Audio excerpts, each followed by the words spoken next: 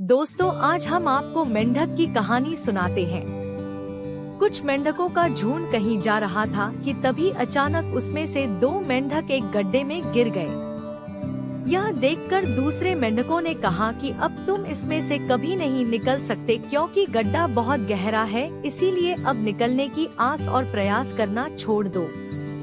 उन दोनों मेंढकों ने ऊपर खड़े मेंढकों की बात नहीं सुनी और वे उस गड्ढे से निकलने के प्रयास में जुट गए। वे जोर जोर से उछल उछल कर उस गड्ढे से निकलने का प्रयास करने लगे। यह देखकर ऊपर के मेंढक चिल्लाने लगे, अरे पागल हो गए, तुम दोनों क्यों बेकार की मेहनत कर रहे हो, बेक ही एनर्जी वेस्ट कर रहे हो। अब तो तुम्हें जीवन भर इसी गड्ढे में रहना है तो हार मान लो।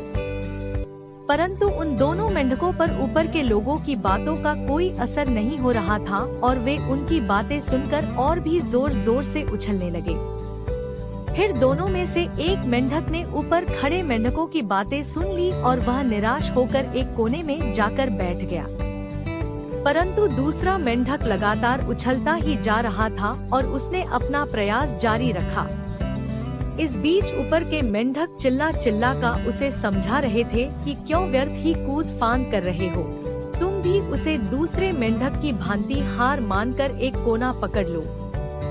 इसी गड्ढे के जीवन से अब संतुष्ट होकर रहो। परंतु वह मेंढक शायद ऊपर से चीख रहे मेंढकों की बात नहीं सुन पा रहा था। बहुत कठिन प्रयास करने के बाद आखिरकार वह मेंढक गड्ढे से बाहर निकल ही आया।